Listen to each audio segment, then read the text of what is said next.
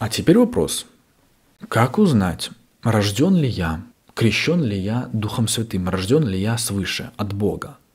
И на этом моменте, друзья, тоже есть множество разделений и споров среди верующих людей, и это очень прискорбно.